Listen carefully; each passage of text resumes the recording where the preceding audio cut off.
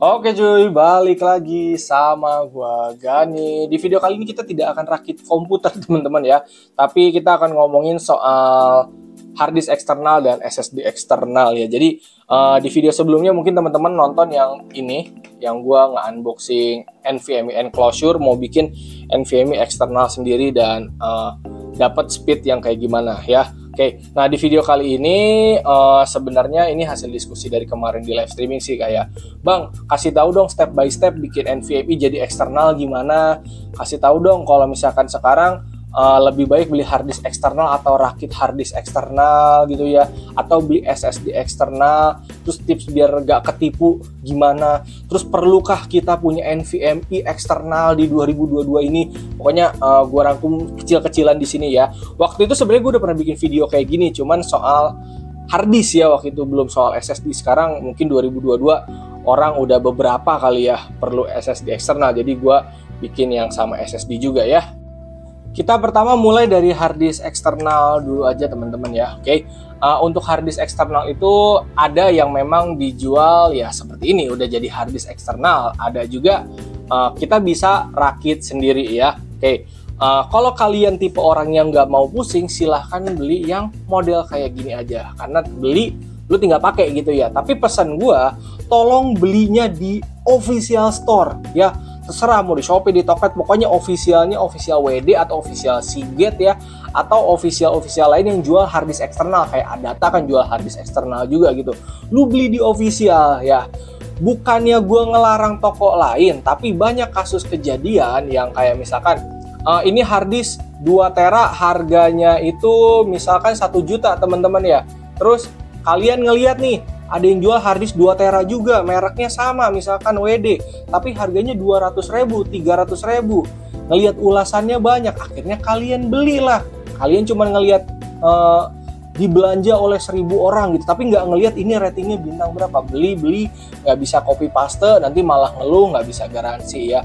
Oke, kasus yang sering kejadian dari harddisk eksternal itu kayak gitu ya, dipakai sedikit, copy berapa giga doang, udah ngedrop ya. Oke, banyak kasus kejadian itu harddisknya palsu teman-teman. Jadi di dalamnya tidak ada harddisk 2,5, nggak ada harddisk, tapi isinya tuh ada kayak flash drive gitu, ditambah pemberat, entah besi pemberat, entah mur, entah lempengan pecahan genteng atau apa ya. Itu banyak kasus kayak gitu teman-teman ya. Dan gue pada saat itu sempat kayak gimana ya, sempat gak mau beli harddisk eksternal gitu ya. Oke, sampai akhirnya gue memutuskan untuk beli eksternal lagi, tapi di official WD-nya langsung. Ini pun gue beli untuk nyimpen file-file video rakitan gitu ya. Oke, nah kalau kalian takut, kalian bisa coba yang kayak gue gini ya. Jadi kalian belinya harddisk laptop teman-teman, harddisk 2,5 namanya, atau harddisk laptop. Nah, habis itu dibungkuslah pakai casingnya, namanya HDD enclosure atau harddisk enclosure. Nah, kalau ini kan NVMe enclosure, SSD enclosure. Nah, ini harddisk enclosure ya, atau SATA 2,5 enclosure. Jadi kalian di sini bisa milih teman-teman, kayak harddisknya mau dari WD, dari Seagate. Beli aja harddisk laptop gitu ya. Terus pasang ke sini, lalu tinggal masukin.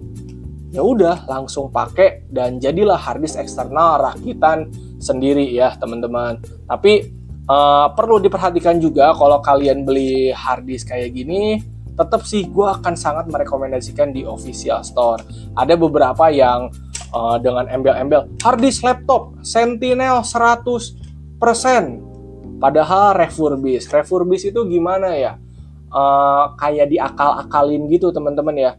Sebenarnya harddisknya ada cacat gitu ya, tapi diakalin, Sentinelnya jadi 100%, kelihatan kesehatannya 100%, performanya 100%, padahal pada saat kalian pakai itu gacha guys. Kalau lagi hoki ya udah bisa dipakai normal, kalau misalkan lagi apes ya udah nggak bisa dipakai lagi gitu, malah jadi bikin nge-lag pada saat ini dicolokin ke laptop, entah ke PC juga gitu ya. Jadi tetap sih kalau mau beli harddisk eksternal atau mau bikin harddisk eksternal, itu gue sangat menyarankan di official store ya.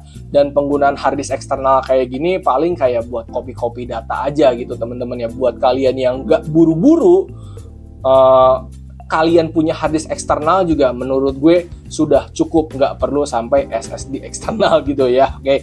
Dan untuk enclosure ini sendiri pun kalian bisa pakai SSD 2,5 atau SSD SATA ya. Bisa dimasukin ke sini lalu dipakai. Tapi jangan ngarep speednya atau kecepatannya sama seperti SSD SATA ketika kalian pasang di laptopnya langsung atau dicolokin ke komputer gitu ya. Jangan ngarep kayak speednya bisa 500 Mbps. Enggak, speednya ngikutin colokan USB ininya. Biasanya pakai USB 3.0 itu speednya antara 50 Mbps-an sampai 100 Mbps-an ya, kurang lebih segitu teman-teman ya. Jadi kalau kalian pakai harddisk eksternal kayak gini atau masang SSD di sini yang SATA 2,5, speednya akan turun, hanya sebatas untuk naro file aja. Selanjutnya ngomongin SSD eksternalnya sekarang ya. Oke, sama seperti hard disk eksternal, SSD eksternal juga ada yang bentukannya kayak gini, udah jadi nih SSD eksternal. Ada juga yang bisa dirakit kayak gini ya. Kalian bisa pakai enclosure 2,5 pakai SSD SATA seperti yang sebelumnya gue bilang, atau pakai SSD enclosure kayak gini. Ada yang M.2 SATA enclosure, ada yang M.2 NVMe enclosure. Jangan sampai salah beli nih teman-teman ya. Oke, jangan sampai beli enclosure-nya untuk M.2 SATA tapi SSD-nya beli NVMe, nanti malah jadi kagak kebaca ya. Oke, dan masalah SSD eksternal sendiri itu balik lagi ke teman-teman ya. Kalian tipenya makainya untuk buru-buru copy data, butuh cepat atau santai.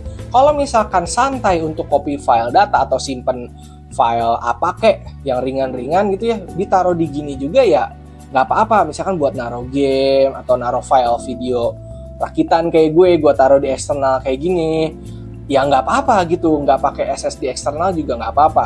Kecuali misalkan nih kalian kayak gue tuh terkadang suka ada rakitan yang memang pakai SSD NVMe doang teman-teman ya, tanpa hard disk. Nah biasanya gue itu kalau rakitannya pakai hard disk ya, gue selalu copy file dulu sebelum dirakit. Nah kalau ownernya rakit cuman SSD doang ya, gue tuh jadi harus 2 kali kerjanya. Pertama ngerakit, terus install, lalu copy file. Dan kalau gue copy file pakai kayak gini ya lama gitu teman-teman ya. Nah dengan adanya NVMe enclosure nanti bisa sedikit lebih cepat gitu teman-teman ya. Tapi untuk SSD eksternal sendiri jangan pernah ngarep speednya bakal sama seperti kalian pasang di laptop atau di komputer. Kayak misalkan SSD SATA gitu ya, kalian pasang nih ke sini nih, SSD SATA speednya 500 Mbps teman-teman ya. Lalu kalian colok nih pakai USB 3, plak, paling dapatnya antara 40 Mbps sampai 100 Mbps teman-teman ya. Speednya bakal berkurang ya. Oke, nah untuk NVMe pun sama teman-teman ya. Oke, ini kemarin udah gua liatin juga sih hasil tesnya ya. Kalau SSD NVMe itu balik lagi ke kabelnya teman-teman ya. Nah di sini kalau kalian misalkan butuh NVMe enclosure, gue saran sih cari yang Type C teman-teman, karena ini yang paling ngebut. Jadi dicolokin ke Type C, lalu ininya Type C lagi, itu bisa mendapatkan hasil yang ngebut. Kalau kalian pakai yang USB kayak gini ya, lalu ini kan USB 3 nih, yang biru nih, USB 3 yang biru. Kalau kalian colokin ke USB 2 ya, itu speednya akan sama kayak ini.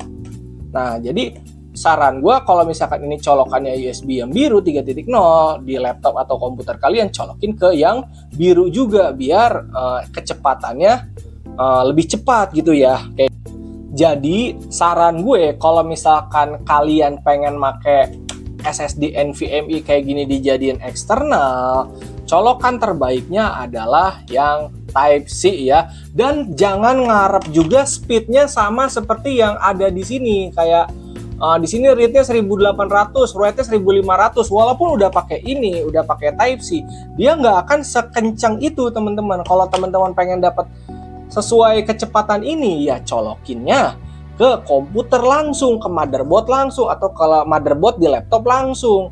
Kalau pakai perantara kayak gini, jalurnya udah pakai jalur USB Type C atau pakai jalur USB 3.0 yang dimana jalurnya lebih lambat ya. Tapi dengan adanya kayak gini, kalian misalkan colokin USB 3 ini ke laptop kalian, dicolokin ke USB 3, speednya itu sudah kisaran 400 sampai 500 Mbps, setara speed SSD SATA yang dicolokin ke motherboard langsung. Kalau misalkan kalian nyoloknya Type-C, itu bisa sekitar 700 Mbps sampai 1000 Mbps ya, mendekati speed SSD NVMe ya. Sudah cukup kalau misalkan mau dijadikan eksternal. Jadi jangan sampai kalian mikirnya, aduh aku pengen bikin nih SSD eksternal, aku coloknya pakai Type-C, aku pengen dapat speednya yang ngebut parah gitu ya.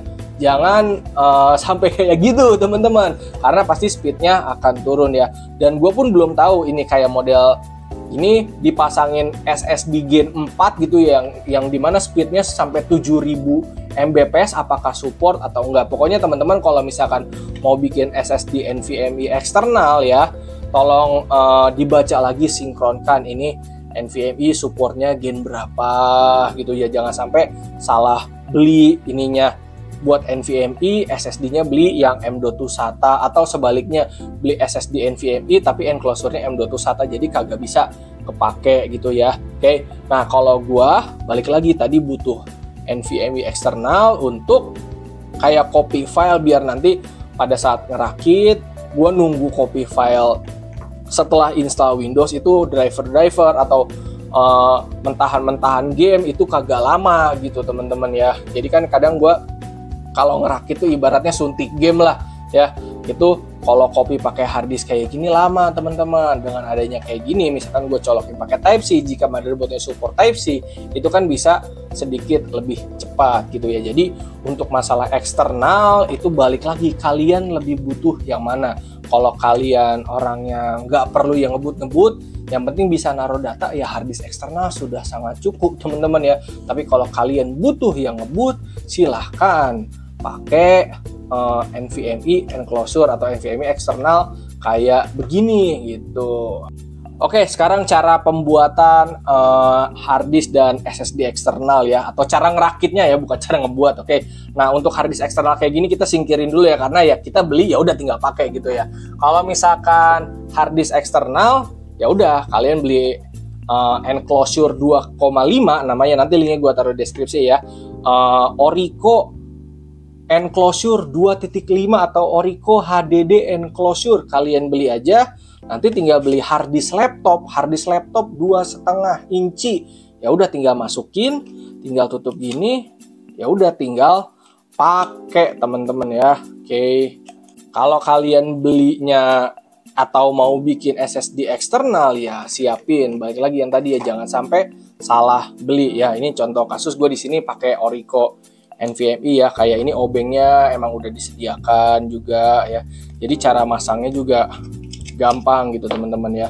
Ini tinggal buka-buka aja. Sebenarnya sama sih kayak harddisk, beda dimensi aja. Kalau yang harddisk eksternal dia gede, kalau yang SSD eksternal yang NVMe kayak gini dia kecil. Dan kalau misalkan kalian ngerasa bang mubazir bang, SSD NVMe sayang banget dijadiin eksternal, ya sebenarnya iya juga sih, karena speednya bakal berkurang. Tapi kalau misalkan kita butuh ya guys ya, untuk kayak gua butuh sih nggak akan jadi mubazir juga gitu, malah jadi kebantu kasarnya untuk kerja yang tadinya copy pakai harddisk bisa 2 jam gitu kasarnya, pakai ini jadi cuman 30 menit atau 1 jam kurang gitu kan. Itu ngebantu juga ya. Dan ini juga ngerakitnya gampang teman-teman ya, tinggal pasang aja gitu. Ini ada plastiknya, kita buka ya, dan ya udah segampang itu untuk harddisk eksternal maupun SSD eksternal, kita masangnya kagak susah. Terus kalau misalkan kalian bikin SSD eksternal sendiri atau bikin harddisk eksternal sendiri, itu tuh nggak sama kayak kalian beli harddisk eksternal yang udah jadi atau SSD eksternal yang udah jadi, yang tinggal colok pakai. Nggak kayak gitu teman-teman ya. Nah, untuk harddisk atau SSD eksternal sendiri itu dalamnya belum dipartisi teman-teman. Partisi itu kayak model pembagian ruangnya lah. Misalkan nih kalian beli harddisk internal laptop 1 tera, dipasangin casing kayak gini teman-teman, masih baru. Kalau kalian colok ya ke laptop atau PC, atau misalkan nih nih SSD 1 tera nih, plug, kalian colokin ke laptop, ke PC, itu dia nggak akan kebaca dulu, masih kosong gitu, belum ada tuh kayak data D, data E, itu belum ada. Tapi kita harus bikin dulu ruangannya, kayak misalkan 1 tera, mau dibikin berapa nih? Tetap 1 tera, atau mau dibagi 2, 500, atau mau dibagi 3, atau dibagi 4, 250, 250, 250, 250. Itu kita harus bikin partisinya sendiri dulu teman-teman ya. Oke, jadi jangan kaget, udah bikin kayak gini pas dicolok, loh kok kagak bisa nyala ya? Kagak connect, ada bunyi tuning, tapi kagak kebaca mana data E-nya, mana data D-nya. Itu kita harus bikin partisinya sendiri dan gampang kok. Oke, langsung kita praktekin aja ya. Oke, ini SSD-nya gue colokin pakai Type-C ya. Sekarang gue colokin ke laptop. Nah, tuning kan bunyi tuh. Kalau misalkan kita di sini buka teman-teman ya.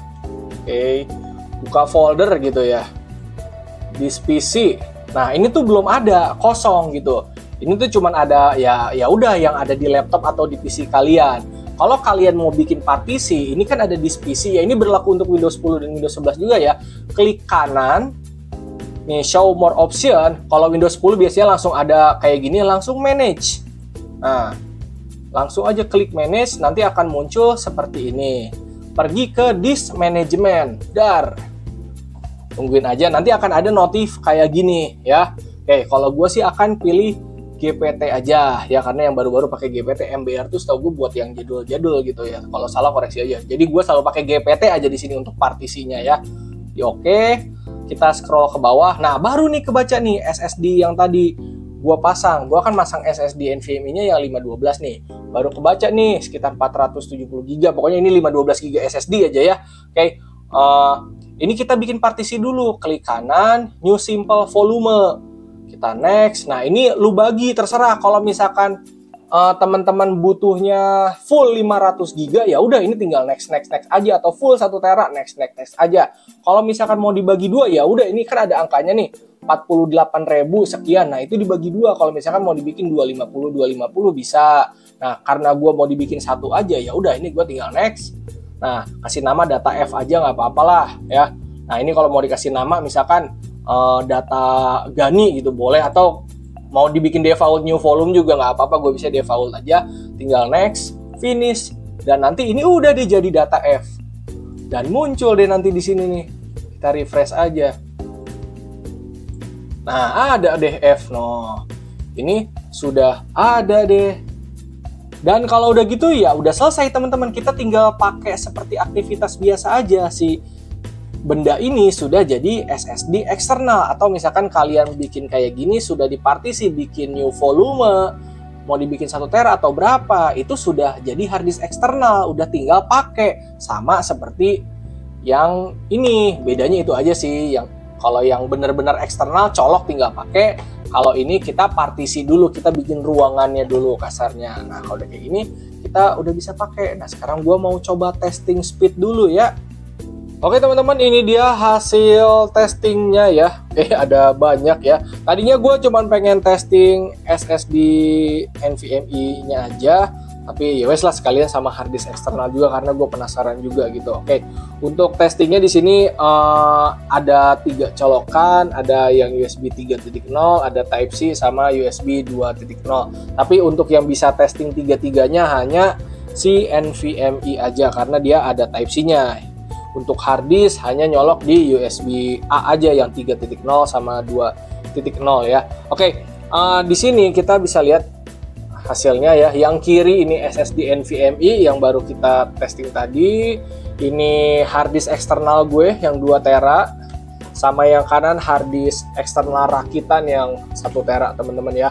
Oke, yang paling bawah ini dicolokin ke colokan USB 2.0 nih yang di samping ini ya. Oke, hasilnya mirip-mirip teman-teman ya. Oke, jadi ketika kalian pakai hard disk eksternal maupun SSD eksternal ya, NVMe sekalipun kalau dicolokin ke colokan yang lambat ya wes hasilnya lambat gitu ya teman-teman ya. Oke, selanjutnya untuk yang tengah ini colokan USB 3.0 yang di samping. Oke, nah jika hard disk eksternal dicolokkan ke USB 3.0 ya, Oke, karena memang colokan ininya juga USB biru atau USB 3.0, hasilnya kurang lebih seperti ini. Untuk yang eksternal rakitan dia hampir 100 Mbps teman-teman ya. Untuk harddisk eksternal yang eksternal beneran itu sekitar 77 sampai 80 Mbps-an teman-teman ya. Oke, di sini gue juga nggak ngerti kenapa harddisk eksternal beneran lebih rendah gitu hasilnya ya. Sedangkan yang eksternal rakitan lebih tinggi. Mungkin karena si harddisk ini aslinya harddisk internal kali ya, jadi RPM-nya mungkin lebih tinggi daripada yang ini gitu ya. Dan untuk NVMe sendiri ketika gue colokin pakai USB 3.0 ke sini dapat hasil sekitar 400-an Mbps ya. Ini sudah mendekati speed SSD SATA yang dipasang di laptop atau dipasang di komputer teman-teman ya, dan sudah ngebut banget untuk sebatas copy file data ya. Yang begini aja itu copy paste data juga ya udah cukup gitu, apalagi ini yang udah ngebut. Jadi kalau misalkan pakai NVMe, kalau bisa setidaknya colokinnya ke USB 3.0 ya di laptop atau di komputer kalian, jangan ke 2.0, nanti sama aja gak guna gitu. Jadi setidaknya ke USB 3.0 biar 400-an Mbps. Dan kalau dicolokin pakai Type-C ya, nih kalau pakai Type-C yang ini hasilnya bisa hampir 1000 Mbps, dan ini udah lebih ngebut tentunya ya. Jadi sudah dipastikan memang NVMe eksternal akan lebih bekerja baik jika dicolokkan ke port yang Type-C gitu. Tapi dengan USB 3.0 juga dia sudah ngebut. Jangan dicolokin ke USB 2.0 ya. Dan balik lagi ke pertanyaan awal, apakah worth it beli atau bikin SSD eksternal, apalagi SSD NVMe? Balik lagi ke diri kalian teman-teman. Kalau gue pribadi sih jujur perlu, karena untuk copy kegiatan kayak ngopi file, driver, game, mentahan lah, pokoknya gue butuh cepet, jadi gue pakai NVMe. Syukur-syukur di rakitannya ada Type-C biar speednya mendekati speed NVMe hampir 1000 Mbps gitu. Kalaupun cukup pakai USB 3, setidaknya 400 Mbps juga copy file, copy paste data udah ngebut banget gitu teman-teman ya. Tapi kalau misalkan kalian nggak perlu ngebut amat, yang penting buat naruh data doang, harddisk eksternal juga cukup. Semua balik lagi ke kebutuhan dan dana kalian masing-masing.